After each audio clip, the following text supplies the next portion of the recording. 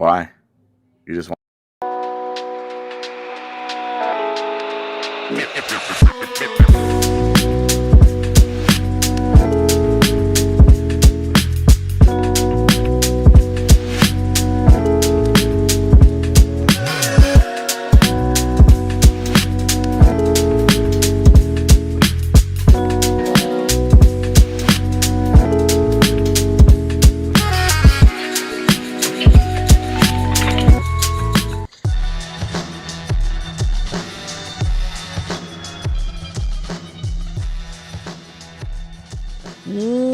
Welcome into the DNVR Avalanche Podcast, live from the Toyota Lounge and presented by Bet365, powered by your Front Range Toyota dealerships. AJ and Rudo coming to you live on an off day for the Colorado Avalanche, where we're gonna take a look. We're gonna ask ourselves, how hard is it really to play against the Colorado Avalanche this year? Have they made themselves tougher mechanically to play against? We'll get into some of that. We'll get into some lineup talk. We'll get into a few other things. First, though, the news of the day. Ilya Solovyov cleared, allowed to participate in team activities, including practice, is at practice and was a full participant today. I don't think the Avs are chomping at the bit, rather, to switch their lineup up at any point in time, but he is now an option for them if the time comes that they feel like they need a change on the D side of the puck.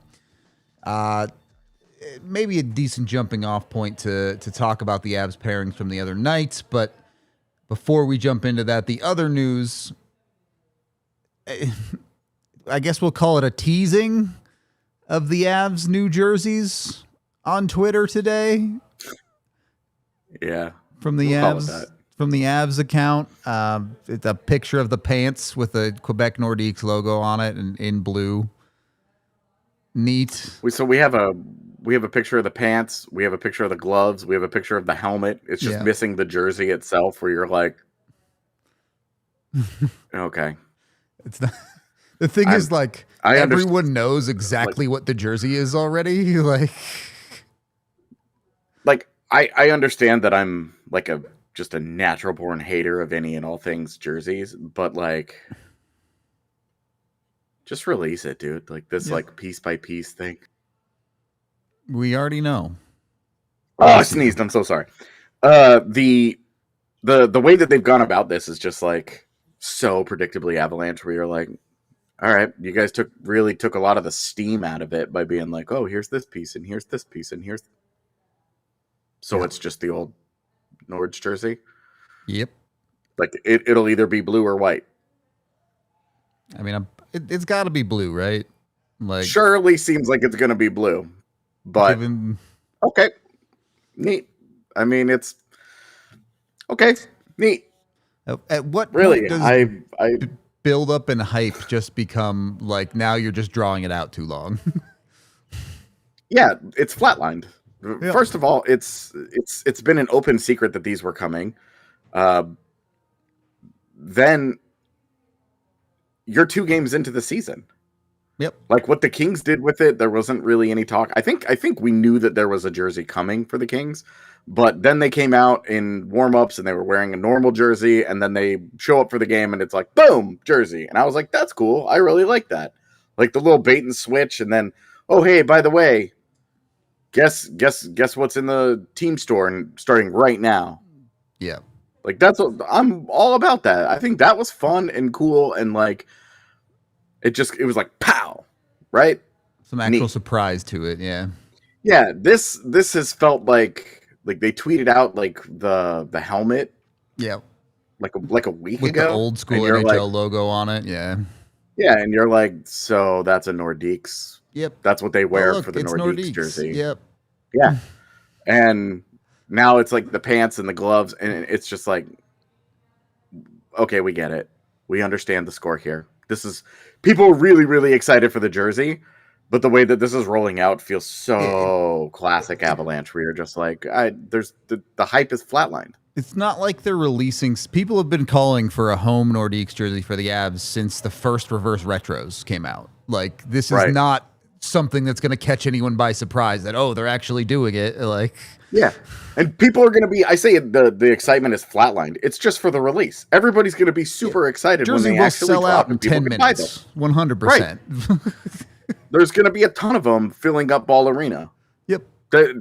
It's going to be a great jersey. It's going to look great. Avalanche fans are going to love them. It's going to be super cool to be able to get a Gabe Landeskog or, whatever. And wear that.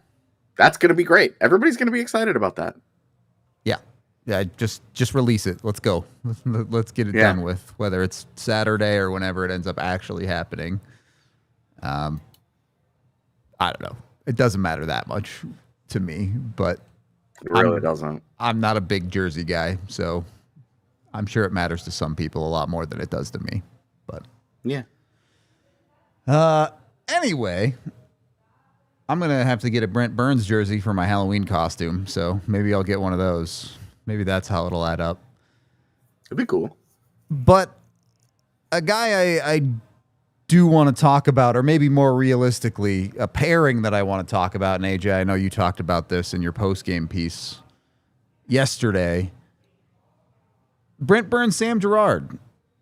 In a game where, maybe the Avs weren't as clean as you would like defensively with some of their possession metrics, you got pretty good numbers out of that pairing, which is something the Avs are looking for this year.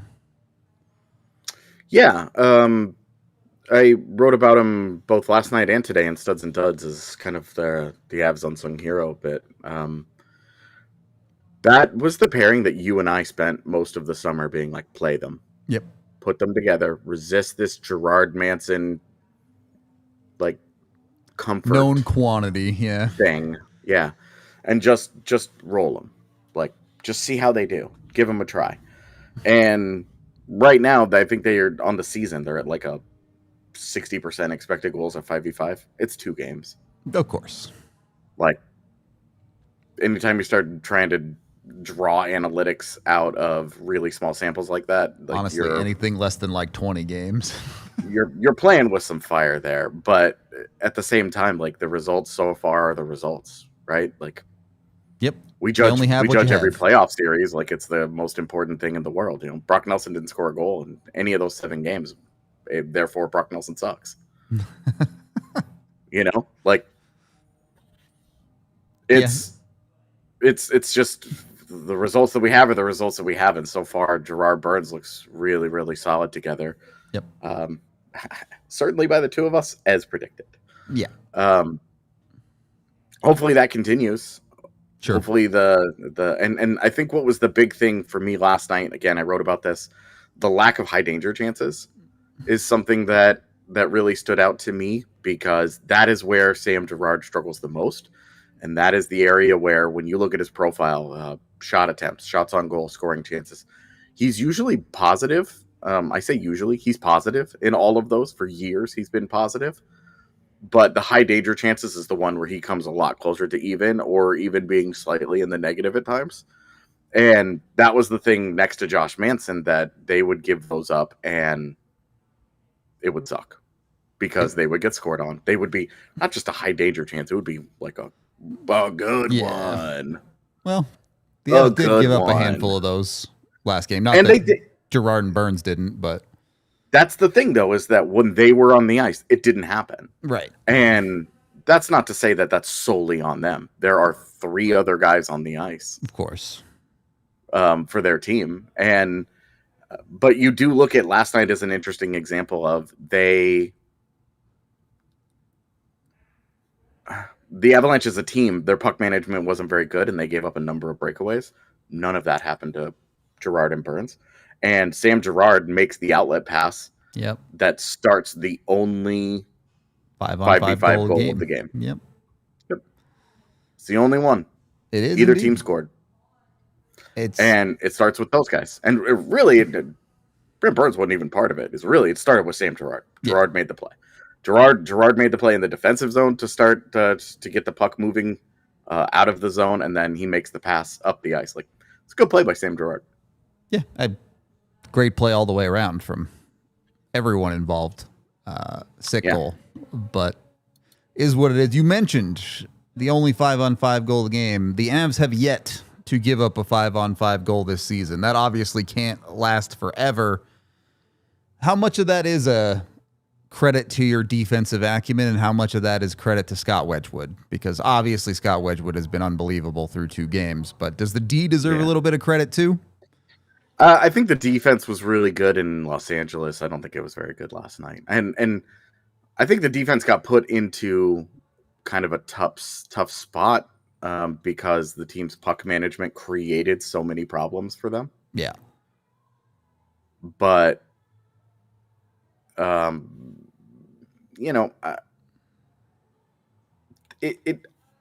liked what they did against Los Angeles. Their big cracks started to show a little bit more often when they got the 3-0, 4-0 lead, and they could kind of hang. Context matters there. Yeah, definitely, man. And last night, it just wasn't a very good night. Like, the Avs just didn't really play very well last night. And it wasn't awful. Like, they gave up something like 11 high danger chances in all situations across all 60 minutes of the game. It was only like 11 high danger chances, which is more than you want to give up. But it's not crazy, yeah.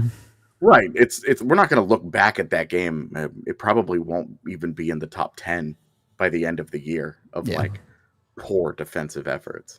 Yep. So like they will have some real stinkers. It's just that right now they've got one really good game and one kind of blah game. Like last night was kind of like a C+, B- type game from them. I would agree with that assessment exactly, which is interesting. I don't want to go fully into the conversation of how hard the Avs are to play against, but when you're talking about the Avs playing a B+ or a B- C+ game and they still found a way to win, is it encouraging to see that early in the season as a team that has maybe spent the last couple of regular seasons finding ways to lose a little bit too often, especially early in the year where obviously a ton of context from last season where the Avs had the goaltending issues and the injury issues, but does it feel a little bit different this year that the Avs have the ability to put themselves ahead of their problems this season? Sure. I mean, I think what we saw last night is exactly what we didn't see from the Avs last year. The skaters had to be perfect. They had to be high scoring. Because they knew that they were going to bleed some goals if they gave up chances. Every team gives up chances every night. My big problem last night was like 4 clean breakaways. Yeah. Right? Like that was the really big issue because otherwise like high danger chances happen every single night against every single team. Everybody gives up a number of them. Not like, 1 or 2 defensive breakdowns. Everybody generates in the NHL at 5v5. Everybody generates 8, 9, 10 high danger chances, right? Like, particularly that's just how it goes. Late in the game, right? You're 2-1 lead late in the third period, and you give up a couple of breakaways late in that game. Not a great look for your defense, for sure. It's not, and especially in the final minute, the save that Wedgwood had to make on Genther going side to side, where you're like, this is the obvious guy that they're trying to work their offense through. He scored the only goal of the game for them. and like he's their best shooter. He's their most lethal threat. Everybody else that you're worried about offensively for them is more playmaker than shooter. And with Genther, it starts with his shooting. Yep. You need to be shading somebody over there and playing a little bit of defense there. So that didn't sit great with me, but also that's why you pay a goalie. Yeah, true. They're supposed to stop stuff. You remember last year when it was always, the defense shouldn't allow that. The defense this and the defense that. And what can a goaltender even do on that opportunity? That's what we saw it last night. That's what it's a hard save. That's a great shooter. He gets all of it. I mean, it's good stuff. Wedgwood just makes the play. That's what he can do. That's what he's paid for. You don't love that the defense gives that up. You really don't. You want to. I would hope in their video session today that they're looking at that going, we're not. We've got to be better here. We've got to tighten these screws. They've got 80 games to go. Like, every team sucks defensively right now. True. I will let's say, keep that in mind. The screws aren't tightened on anybody right now. In the defense of the Avs defense, typical Utah things happened, and multiple sprung plays off of defensemen breaking sticks for the Avs on slap shots. Oh, yeah. So there was I can think of two off the top of my head. Yeah, the Burns one and the Manson one. Yep. Both. So, there's some bad luck there, but that's par for the course against Utah. The Avs are used to that by now. We do need to take our first break of the show here, pay a few bills, and then we'll get back into it. As of course, we are brought to you by the folks over at Dick's Sporting Goods, a new partnership for us. We're super excited about it. Stop by your local Dick's Sporting Goods for the hottest apparel and footwear from top brands like Nike, Adidas, Originals, FP Movement, VRST, Calia, DNVR, and more. Plus, score the latest equipment for baseball, football, soccer, basketball, golf, and all your tailgating essentials too. If you found a lower price, they guarantee to match it with their best price guarantee over at Dick's. It's always cool to see DNVR merch out in the wild, but, you can go get it across the Front Range at your local Dick's stores. Go check it out and see some of the DNVR stands they've got going out there. I know we've got some other big stuff planned in the future with Dick's that I don't think I'm allowed to spoil yet, but some cool stuff coming. Get your gear fast with free curbside pickup at your nearest store or easy shipping from Dicks.com, because every season starts at Dick's. And then once you got all your merch, maybe you want to throw a couple of bets down on some sports too. You can get in with Bet365 today. They're an official partner of the Colorado Avalanche. And with the Bet365 early payout offers, with the MLB, you're a winner if your team goes ahead by 5 runs at any point. They don't even have to win the game. But maybe the best offer out there is when you sign up with a new account and use the code DNVR365. Put $10 in your account, bet $5 on anything. You don't even have to hit the bet. Win or lose that $5 bet, you get $200 in bonus bets to sign up with and enjoy on the site. The bonus bets can be used for just about anything: spread, totals, player props, futures, more, whatever the moment. It's never ordinary at Bet365. So make sure you get in with Bet365. Get those $200 in bonus bets with the DNVR365 code. Of course, when you do gamble with Bet365, you must be 21 or older, physically located in Colorado. And if you or someone you know has a gambling problem, call or text 1-800-GAMBLER today. AJ, I want to look ahead a little bit here, too. It's game 3 of the season on Saturday. So that context matters, but it is also against the Dallas Stars. Is it a big game, or is it just another regular season game? No, it's a big game. I mean, they get Dallas, the team that eliminated them from the postseason, all the Mikko Rantanen and stuff. They're on home ice. Like, it's a big game. These are the two teams that are going to be fighting head-to-head for first in the division this season. So I think that, winning this one's it's important, man. Yep. You want to look. I know that it's like we're not going to really sit here and standings watch the first week. 2 games into the season, but if you win in regulation on Saturday, you have 6 points. They have 2 points. It's true. 3 games into the season, they're chasing you. It's not and nothing. Then you get very winnable games: Buffalo, Columbus, Boston. Like, because I don't think Buffalo, Columbus, Boston are gonna. I think that's 3 non-playoff teams that you get in a row. You want to win those games. Then you're going, then it gets tougher from there. You go to Utah, as people in our Toyota chat have noticed and pointed out. The Avs and Utah/Arizona have always been a thorn in their side, except for that playoff series, where it was thorny for a few games. Darcy Kemper made 1 game of it. Yeah, it went from thorny to horny pretty quick. So, that was fun, but. Otherwise, like outside of Nathan McKinnon fighting a lot of the guys from that franchise, it's kind of always a struggle against them. Yeah, there aren't a lot of like crews, just easy wins. Look at last night. Yeah, oddly enough, the Kings they've won 9 times in Los Angeles in the last 6 years. Pretty good. Like, they're the Kings of LA. Like, between that and the Nuggets' absolute dominance for the LA Lakers, and then even eliminating the Clippers in the postseason last year. Yep. Ball Arena owns LA. I mean, enough Californians have moved to Colorado, so fair enough. Kroenke owns the Rams, so it's like Kroenke kind of does own LA. So anyway, to your original point, though, winning it, if you lose it, you're tied. Yep. Again, I'm not going to seriously fret about standings 3 games into the season, but we have talked about first 10 games of the year. You want to go 7-3, 8-2. You want to put the pressure on them. You want, and a great way to do that. You're 2-0, they're 1-0.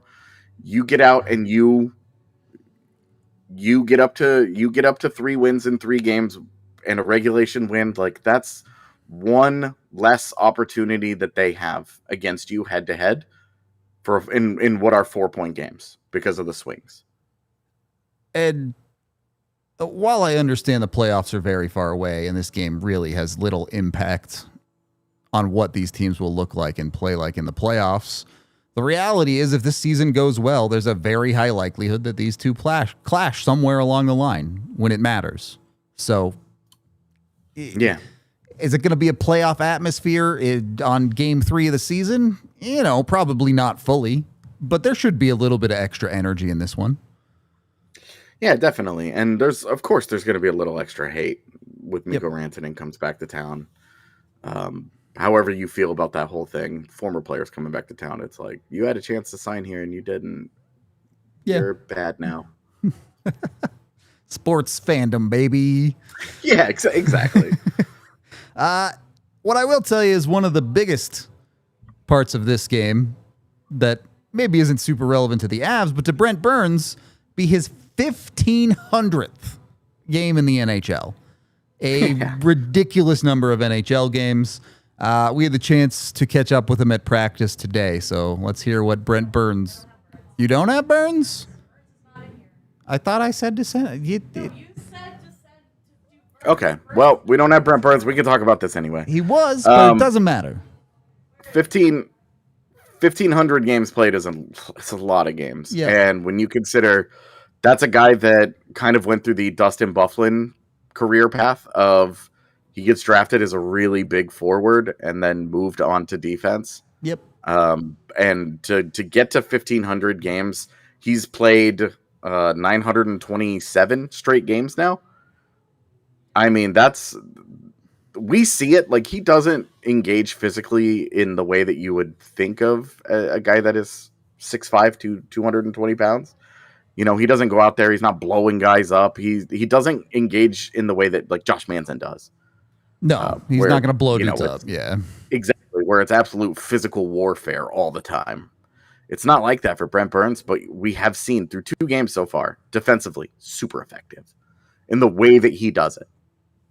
Not going to be a physical specimen, he's just not that guy, but effective with his stick and with that huge wingspan. I mean, oh my gosh, finds a way. It just seems miserable to play against. And then what's fun to watch so far with that pairing with Sam Girard is the way that they operate. They're both really good and disruptive with their sticks. So it's not so much that, that guy's going to punish you, but any time and space that you think you have, you may not actually have because of the way that they activate and the way that they get their sticks into lanes and the way that they just disrupt everything that you're doing. And they turn, both of them very good at this, turning that, okay, I've disrupted this. Now it's a bouncing puck. Now I've won the battle. Now that puck is moving out of the zone. Both of them get it and it's out of the zone quickly. So been fun to watch so far. And I'm curious to see how they continue to develop. It is interesting the way the Avs like to play hockey, and I'm sure every team would like to play hockey this way, but that disruption comes not just defensively in their own zone, but when they're playing at their best, that disruption happens through the neutral zone as well. You're preventing teams from even entering the zone when you're doing that the most effectively that you can when you're the Avalanche. And there does feel like there's a little bit more... For a couple of years now, the way the Avs have made their pairings is you have the puck mover and then the defensive defenseman, right? Obviously, those archetypes can be pretty varied, whether it's Girard or Malinsky as the puck mover type, a Manson, a Lindgren, an Eric Johnson, a Jack Johnson as the defensive D type. Doesn't really feel like that with the Burns Girard pairing, right? It feels like you have two guys who you trust to move a puck up the ice if you need them to. And as you mentioned, maybe there's a lack of high-end physicality there, but two guys that can create defensively with their sticks. Well, and the way that Burns uses his size is kind of how Val Nichushkin uses his size at forward, where no, he's not going to go in, he's not going to throw a big hit, and he's not going to crash and bang in that way. That some people love with that, like that really hard hockey, but it's really effective. It's about taking time and space. It's about capitalizing on, oh, that puck bounced just a little bit, bam, it's gone. It's about hunting pucks. It's about hunting opportunity and then capitalizing the second that they get it. And with Burns and Girard, they both are good at that. With Girard, he's a tiny guy who plays with probably the league's smallest stick. So it is true. And when he tried to play with a bigger stick, it was a disaster. So he's such an interesting profile at how he ends up being as effective as he is. But I think the Avs have just decided, hey, we're going to go with, if these guys get hemmed in defensively, they're going to give up a high danger chance somewhere because they're going to lose a net front battle. They're going to lose a board battle. And we just are going to try to do everything we can to just avoid that entirely. Like if it never gets to that spot in the first place, kind of theory, right? It's not unlike what you're seeing the Habs do with Mike Matheson and Noah Dobson as a pairing together, where they're like, we're just going to lean into the fact that these guys are good with the puck, and one of them's got good size, and then we'll just live with some of the warts in their games. I know you just talked about earlier in the show how it's 2 games into the season. Everyone's defensive systems are a mess. Everybody sucks right now. Don't take too much from any of that. There are grains of salt here. But I've been watching around the league a lot through the first couple of days. And I got to be honest, what I've seen around the league when it comes to the net front defense so far this year makes the Avs net front defense look pretty decent. A lot of teams have just completely abandoned their net front coverage so far. Yeah, if you go and you look at some of the heat maps available on for a lot of the games that have already taken place, and you look in front of teams' nets, it just looks like a stab wound or a bullet hole. And if you look at the Avs, it's really not been that way, especially with the Kings. They've given up opportunities. They've been a lot more spread out, though. But the area that they really struggled last year was right there, that right around the net. Yep. And it never really got much better. So far this year, it's been a little bit better.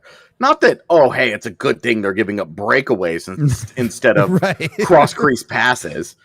That's obviously bad. But it does have an air of optimism, I will say, that they aren't, so far at least, and against 2 good teams. Right. Like the Mammoth and Kings could easily be in the postseason. This isn't like they got a walkover early in the year, right? This wasn't the Boston Chicago pool noodle slap fight that we saw last night. These are good teams. They know how to get to the front of the net and create some chaos. And we've seen so far they have done a solid job. Yep. In developing that area of their game. And to be clear, this is not just you need big, strong defensemen in your net front area. This is a commitment to team defense as a whole. The play right before Ross Colton scored his goal, the shift before that, he makes a great back-checking defensive play to break up a play in the high slot.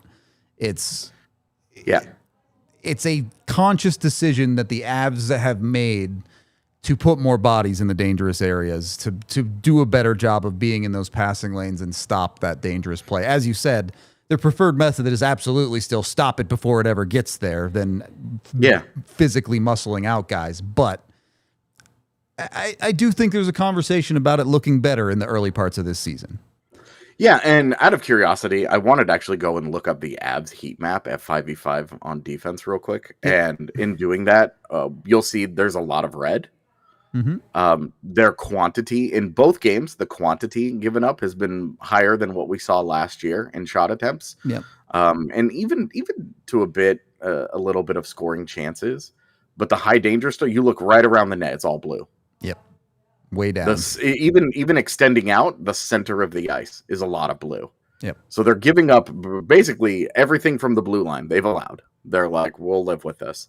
I would imagine that they feel a little more comfortable living with it because they don't have a goaltender that regularly gives up muffins.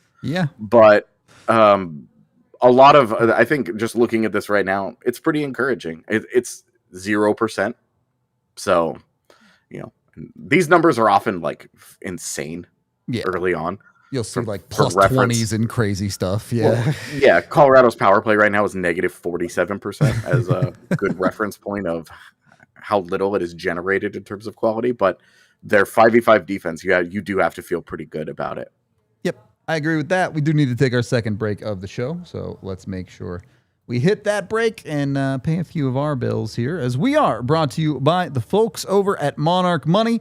Make sure you're doing those smart things and taking care of your money. You can feel organized and confident in your finances with Monarch Money. It's an all-in-one personal finance tool that brings your entire financial life together in one clean interface on your laptop or your phone. And right now, just for our listeners, Monarch Money is offering 50% off your first year with them. It's a great tool to really check exactly where all your spending percentages are goes. Maybe you were looking to save a couple extra bucks a month. You can see, I'm spending this much on food. I'm spending that much on going out to eat. I'm spending this much on video games or whatever it might be. And you can decide where you want to kind of take that money from if you're looking to save a couple of extra bucks. Monarch does the heavy lifting. You can link all your accounts in minutes and get clear data visuals, smart categorization of your spending, and real control over your money. Don't leave money on the table. When you're making good money, it's easy to get complacent, and Monarch Money helps you get your money to where you want it to go. It's not just another finance app. It was named the best budgeting app of 2025 by the Wall Street Journal, Forbes' best app for couples, and named CNBC's top finance tech companies in the world. So go get with Monarch Money today. Don't let that financial opportunity slip through the cracks and use code DNVR at monarchmoney.com in your browser for half off your first year. That's 50% off your first year at monarchmoney.com with code DNVR.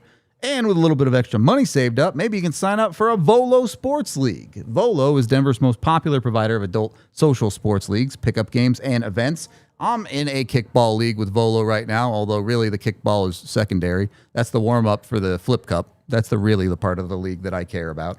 Volo is a great way to not just play sports, but you can meet new people, make friends, and be social. You can play all over the city of Denver, Lodo, Rhino, Highland, City Park, Cherry Creek, South Broadway, and more. And if you're in any major city, they have a Volo chapter that you can get involved with and play some fun sports. Players can sign up as free agents, small groups, or full teams, and all ability levels and backgrounds are welcome to join. And you can use code DNVR10 for $10 off any Volo Denver league. Third period of the DNVR Avalanche Podcast. We're good. We don't need it. It's all good. I do want to talk about the other side of this, though. As again, we're 2 games in. We're making sweeping statements about very minimal hockey here. But 2 games of 2, you've seen Josh Manson completely smoke a guy. Twice. 2 games of 2. You've seen the Avs' fourth line put down hits, block shots, grind things out. You've seen Jack Drury do great work along the boards. Man, Jack Drury looks good. I know, dude. I know. He looks good. I rewatched the game this morning, and I was like, Jack Drury. So much good stuff. He does so much good stuff. He's such a smart player, too. Yep. I mean, and we saw last night the pass that he makes to Colton. Like, that's a nasty play from Victor Olofsson. That saucer pass to get through 2 defenders is awesome. But Jack Drury knows immediately what he's doing. To one-touch that? Quick touch. Crazy, yeah. Well, and it makes you think back. The goal ended up being meaningless in terms of the game, but the pass that he made to Charlie Coyle in game 1 Yeah. against Dallas last year, the between the legs where he just one touched it, like he knows what he's doing there. Yep. And to make that play like in a 0-0 game, girl, that's so good. It's so good. And the skill is great, but I think what might stand out more to me is the Avs feel tougher to play against. Through 2 games, the Avs feel like a team that are outworking teams in the right areas. And I know this, obviously, the second period of last night's game, the Avs were horrible. But if you take that out of the equation, you have a bunch of grinders that are willing to get physical, that are willing to engage, that are willing to hit. But you also have that commitment from, look, no one's going to sit here and tell you Nathan MacKinnon had a good game last night, because he didn't. He just scored one very important goal. But even in a poor performance by Nathan MacKinnon, there's a play that sticks out in the first period where Nathan MacKinnon is the guy net front in the dirty area. He gets a great rebound opportunity. He doesn't finish it. But when you have your top players going to those areas, taking the punishment to make the plays, and when you're dishing that punishment out at a higher level than the Avs have done it in a long time, at what point do we start to give the Avs credit for being one of the harder teams in the league to play against? Well, they are going to be difficult to play against, but it's been a lot of they're hard to play against because their skill is so high. And so you spend a lot of time defending, you spend a lot of time skating, you just get physically worn down because you're tired of chasing all game long. Yeah. Now you're going to be tired chasing all game long, and they're going to punish you a little bit.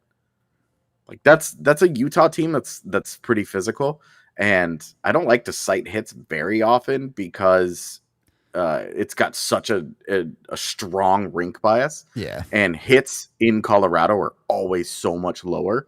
Not because the teams aren't actually hitting, but because the way that they're recording it, the rink bias has always been a little bit low. But even last night, you look up and down the lineup, and Gabe Landeskog has 3 hits. Kevin Brindley has 3 hits. Nathan MacKinnon, Brindley has 2 hits. McKinnon, Colton, 2 hits. Parker Kelly had 6 hits. Yep. Like, these are guys that are doing their job, right? Like, these are guys that are playing with a physical edge. You're not expecting Kiviranta and Olofsson to lay the body very much. It's not what they do. But you look around the lineup and you see the guys that you think are going to play with a more physical edge are. Yes. And I'm including Gavin Brindley because that's who he is. He's going to be this way his entire career, his whole pro career. He is going to be a try-hard small star. Yep. But one who brings more of a physical component than you would expect from a guy that's 5'8". So it's really encouraging, honestly, that and I think that this ties directly into Gabe Landeskog. Yes. Agree.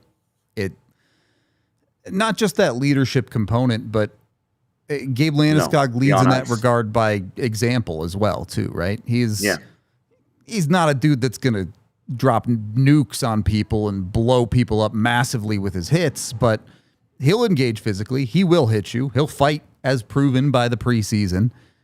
This is a guy that he does rally the troops in the sense of we're going to give as good as we get. Yeah, and you know, you and I talked to Parker Kelly, and he had mentioned that kind of leadership, that kind of tone setting is infectious. Yep. And when a guy goes out and he blows a guy up, it makes other guys want to go out and lay the body and get involved. And you know, you're taking a hit to make a play. You're finishing your checks on a forecheck. It's not just that, okay, well, I didn't quite get there in time, so I'm going to put the stick out and I'm just going to push him a little bit. You're laying into him. You're all the little details, right? All those things add up over the course of 60 minutes. All of it matters. That's why teams like Vegas are just so miserable to play against, because they play the game in that dedicated right way. They don't cut corners. Yep. And this is an Avs group that has cut corners, and they've gotten away with it because their skill level's been so high. Well, guess what? Their skill level's still really high, but if they're going to remove the cutting corners element of it and they're going to start trying to bully teams, they become an all-around problem. And through 2 games, we've seen a little bit of that. And that's with them. Like that's with them fully. We both fully acknowledge they didn't play very well last night. Yep. But they didn't. They were never physically out of it, right. And their compete level was at least in it. They're not getting pushed around. They're not getting bullied. They were at least in it. There was a lot of sense last year of when things started to go poorly in a game, when you had that second period like you did against Utah the other night last year. It just felt like the Avs kind of went away for stretches of hockey games. Yeah, and it wouldn't last forever, but it did feel like, oh boy, like strap in because the next 6 minutes, you need to survive these. And even when Utah was pushing last night and the Avs couldn't get a shot on goal, and maybe this is just the difference in goaltender, because last year, probably some of it, between Georgiev and Annunen, you were like, oh boy, they're about to drop a 4 spot here. And last night it didn't feel that way. They generated plenty of good chances. Yep. They had a lot of scoring chances. There were some decent looks throughout the evening, but it never felt like the Avs were on the verge of collapse, getting dog walked. Yeah, sure. It did not ever feel that way. You even go and look at the numbers from it. It's really not that bad. Yeah. No, it's shots on goal aren't good. Yep. Anytime it takes you almost 15 full minutes into a period to get your first shot on goal, that's bad. Yep. It just is. It's bad. But I mean, the rest of overall, it didn't feel good, but it wasn't as bad as the eyes would have told you. I'm going to ask you a question that I'm certain you don't know the answer off the top of your head to, and would take too long to look up, but I'm trying to remember the last time the Avs' third line was their best line in a hockey game. I'm sure it happened last year. Yeah, I'm sure it did too, but it didn't happen often enough. It felt like. Oh, totally. Well, and because what was Colorado's third line last year? It depends on the day, buddy. Yeah, exactly. And it ended up being some combination of Ross Colton, somebody. It ended as Charlie Coyle. Yeah. But Ross Colton, somebody, and Yoel Kiviranta. Yep. And right now, with Victor Olofsson on the other side and Jack Drury in the middle, you are seeing early returns that this is a pretty competitive line. And it's funny, you and I talked after game 1. We were doing the post game, and we were talking about this exact topic. Yep. And I said, I want to see a complete game from the third line. I want to see a good one. You got so that it. People can remember there's a little bit of skill here. They were really good early. They faded a little bit late, but when you're talking about fading as a line in terms of effectiveness, and you're not giving up shots on goal, and you're not giving up scoring chances, and you're not giving up high danger chances, you're still having good shifts. Their fading was as much deployment as anything. Ross Colton barely played 10 minutes in that game. Yeah. Their deployment has been in a really it's a fascinating ongoing conversation. Yep. Because Gabe Landeskog, Val Nichushkin, Brock Nelson, these guys are playing 12 minutes at even strength. Yep. 11, 12 minutes at even strength. Grinding it out. That's not a lot. You're looking at getting them more into the 15 range as your second line. But your low man is Gavin Brindley, predictable, 750. It's a little bit low. I think we're probably getting to the point where, I mean, you and I had said, hey, give him 2 games and then we'll see. Probably move him along. At this point, he's been fine. He's had moments, but not a consistent impact. Quieter for sure in Utah against Utah. Yeah. I wouldn't be surprised if they got through the Dallas game and said, "It's Bardakov time." Yeah. Yeah. Let's give the other kid a look here. Not to say they would send Brindley down, but let's move Bardakov into the middle. Again, softer schedule. Yep. It's a bit of an easier landing spot than the opening 3 games of the schedule this year. As mentioned earlier, LA, Utah, Dallas. This could be 3 playoff teams. 2 legit playoff teams and a bubble team. Yeah. Yeah. Yeah. You can understand why they're like, hey, we can shelter Gavin Brindley on a 4th line wing job a little easier than we can shelter Zakhar Bardakov as a 4th line center. Right. I do want to hear from Jared Bednar because he did talk a little bit about that Brindley Bardakov thing after the game and said, hey, Brindley has earned this opportunity, and I like what I saw out of him of game one. But he talked today at practice a little bit about the Avs deployment and how they're set up systemically so far this year. So let's see what Coach had to say now that he's 2-0. Sleep on it. I'm sure look at some tape. I guess just impressions on the whole last night now, 12 hours later. Just some things I like. Like I think we were played with a good conscience again, away from the puck. Competitive at times, but the puck management, puck decisions was just so poor, and execution was so poor that, we gave up way too much on them because of our turnovers. Almost all their chances came off turnovers, off our stick, and some forced, but a lot just like unforced errors. How much of that is what Utah's doing, and how much of it was kind of both sides? Like I think Utah had 28 giveaways after 2 periods or something. Yeah, well, it was like I said, some were forced. Like they did a nice job in their checking. They had tight gaps. They were above the puck the whole night. But you got to play behind them if they're doing that. You got to force them into foot races, and we just. I don't want to say we're stubborn. We just didn't make very good decisions. So yeah, and we kind of fluffed the puck around the ice for most of the night, and that's a recipe for disaster, especially if you don't have your legs. So you feel like I'm sure there is, but 2 games in, you guys get the win last night, yet the vibe in the locker room definitely seemed frustrated with the performance. Is that a sign of the elevated expectations for this year? Yeah, I think it's just like it was a frustrating game to play because we weren't moving the puck efficiently. So go do that for 2.5 hours and you're not creating what you want to create. You're not having any fun in the offensive zone. You're not feeling it at all. It's like going a bad day at work, working outside in the rain. That's what it was like.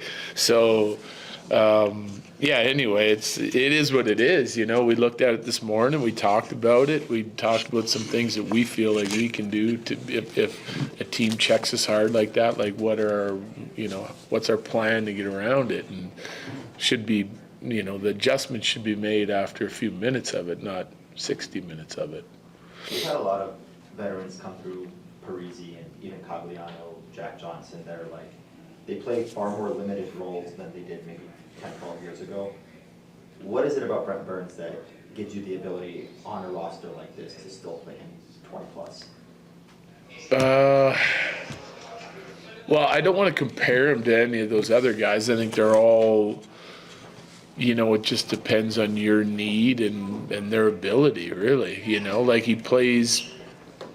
still plays the game the same way as he did when he was younger, and he's still highly effective at it. So, it's just, to me, it's a testament to him and his game, his conditioning, he just has a lot of tools. Good skater, big physical guy, hard to play against, plays on both sides of the puck, he can contribute in a bunch of different ways. So you use him appropriately. Piggybacking on that, it's his 1,500th game tomorrow night. How impressive of a milestone is that? What are your thoughts on him hitting something like that? Well, it's incredibly impressive because, is it 7, 8 guys that have ever done it? Yeah, he's going to be the 8th defenseman and the 24th player. There you go. 8 defensemen never do it. And if you look at the guys on that list, I remember looking at it, glancing at it, it's pretty impressive guys. Hall of Famers, and it's impressive to hit 1,000.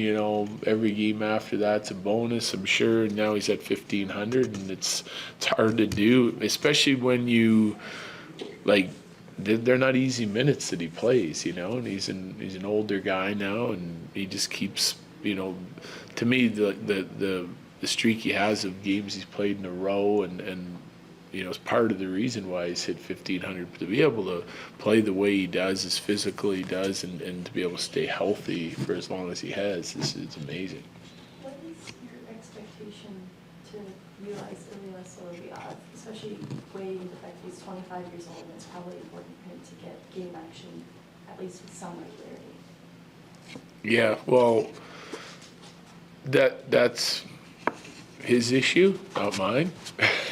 Really, to be honest with you, like you have to earn what you get here, just because you want something or, that goes for all our guys doesn't mean you're going to get it. You have to go and earn it, So my expectation is get him up to speed. It looks good out on the ice. We got him for a reason.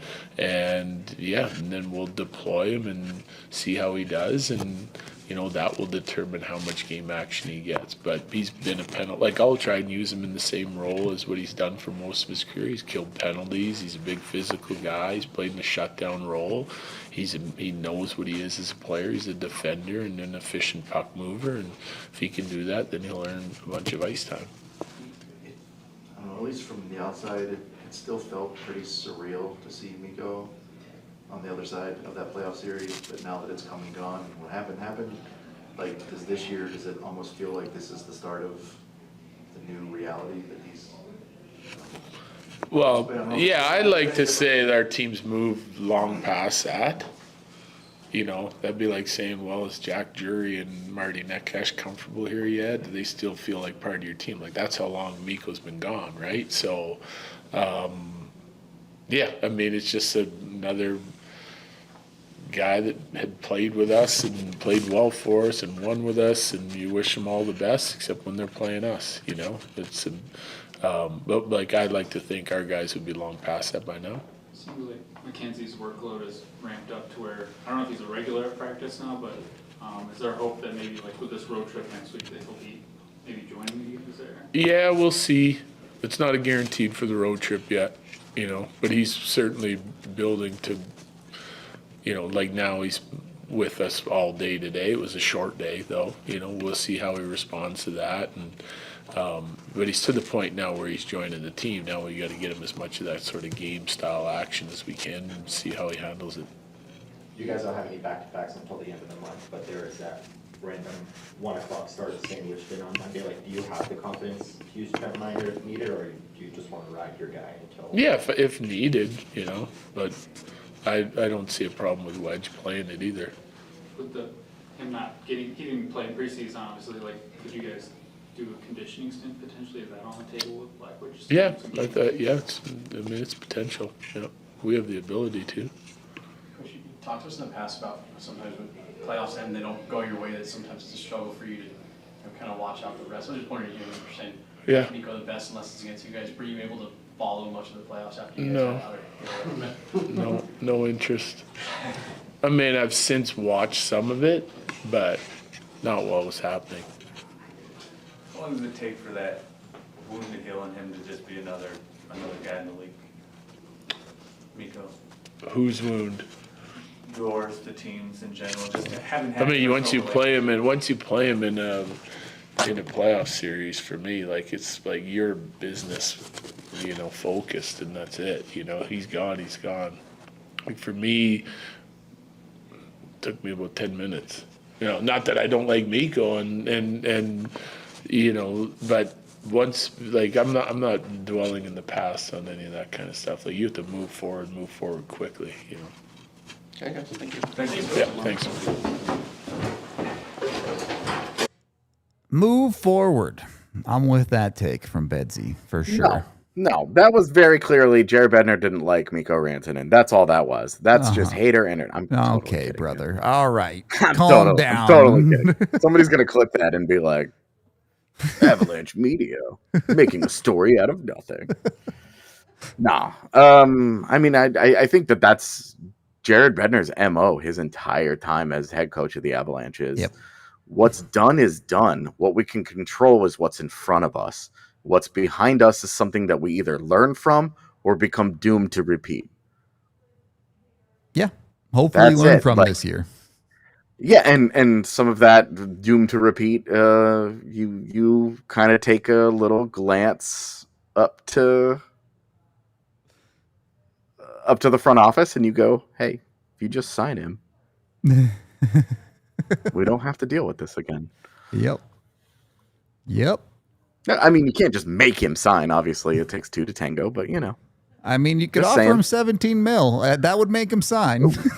No, God, Don't do that for the record, but it would make him sign.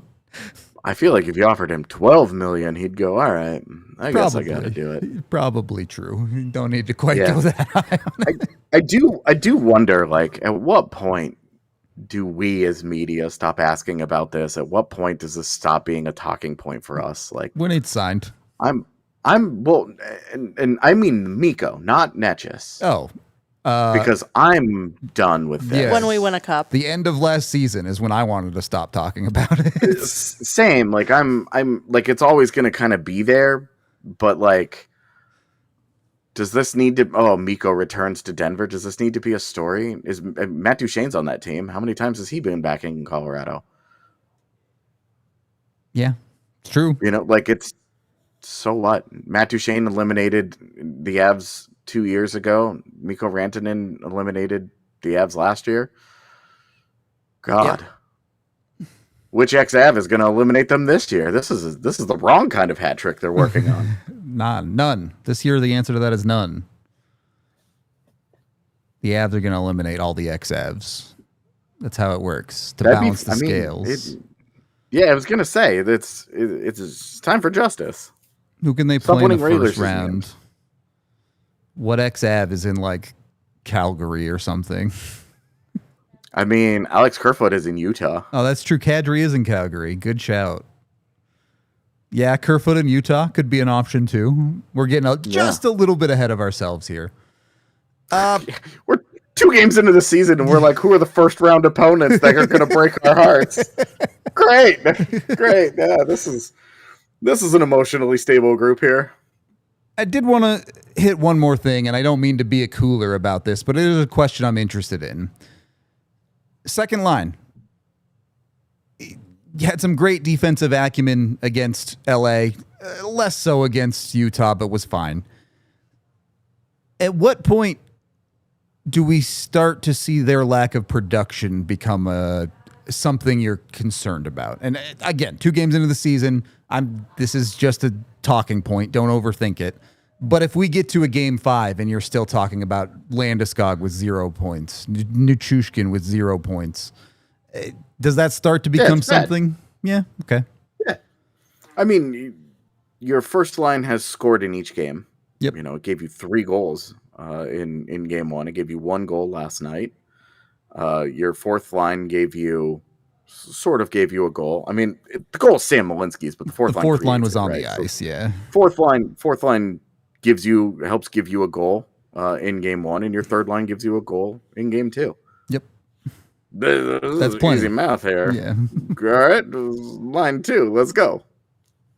And for what it's worth, Nelson does have a power play assist, so they're not completely blanked. Yeah. But yeah. Picked up an assist on the only face-off he won that night. Well, face-offs only matter when they matter, buddy. Yeah. I mean, it was the only. It literally was the only offensive zone face-off Brock Nelson won that night, and he got an assist on it. So fair enough. Good one to win. De facto, win face-offs, score goals, I guess. Yeah. Utah pulled the exact same play in their only goal last night. So. Oh yeah, and it's such a bad goal from Scott Wedgwood. Yeah, it goes right through him, but. Hard to complain when he's not giving up a 5-on-5 goal this season. It's exactly what I used to. You and I used to talk about all the time with Pavel Francouz. If he gives up 2 or less, you don't care how they go in. Yep, he's done enough. Yep, exactly. So, no need to overcomplicate that conversation. Final thoughts here on the show, AJ. Is there anything you wanted to touch on from last game since you weren't on the post game? I don't think so. I've written 2 articles on it. If you really wanted a lot of my insights into the game, there's a free to read one and there's a paywalled one. So I do goal breakdowns on the studs and duds, and I mostly just give like immediate knee jerk reactions in the free one. So just go read those. I'm more writer than podcaster at this point in my career. So go by go choice. Support the site. Yes, by choice. Yes, thank you. Tiff. I'm just making sure everyone knows this is a you thing. Go yeah. Jump in today. This weekend is the end of our sale. You can get a great deal $36 for a year of Die Hard and a shirt, or if you want our dope hat, it costs a little bit extra, but you get the sick hat to go with the yearly membership. And then you get to read all of AJ's awesome pieces, like his studs and duds, which are so great. Also, there's like over 100 of you in here and only 30 likes. Give us a little love here. Help us out with the YouTube algorithm just a touch as we're headed into overtime. The conversation continues online at thednvr.com. If that's not your stuff, if you're not a reader, I also do a video breakdown of every game. You can go check out last game's one. It's up where I break down all the goals as well and talk about the storylines of the game. So if that's your thing, go check out that video on YouTube, and we'll leave you here. If you had told me that the Avs would start the season 2-0 and their second line would have no points, I would feel pretty good about things. Yep. So the Avs are winning, and I think I'll just ask you, AJ, how much higher is the ceiling of this team? A lot. We haven't seen him play an A game yet. Yep. I would agree with that statement. They played like a solid like B plus in LA, and they were a C, I would say C plus last night. Yeah. I would have them at C plus last night. Against LA, they played an A plus second period, and the rest of the game was kind of meh. First and third. In the third period, you're up 3-0 or 4-0, and you're like, there are other considerations here because it's time to take care of some Brant Clark business. Yeah. And that was great. You know, like that was, I honestly had no bone. There were no bones about any of that. It's fine. Indeed. But yeah, we haven't really seen him like drop the hammer. Don't know that that'll be against Dallas, but you know it's coming soon with some of those upcoming scheduled games. So looking forward to it. We are going to wrap up today's show. We will be back watch along, post game tomorrow for the big Dallas game. We'll get into it with J Mike and talk about all of that. It'll be a fun one, hopefully. Either way, you know where to find us here on YouTube. Like and subscribe. Show us a little bit of love. We will be back tomorrow. This has been the DNVR Avalanche Podcast presented by Bet365. We all silly like the mayor.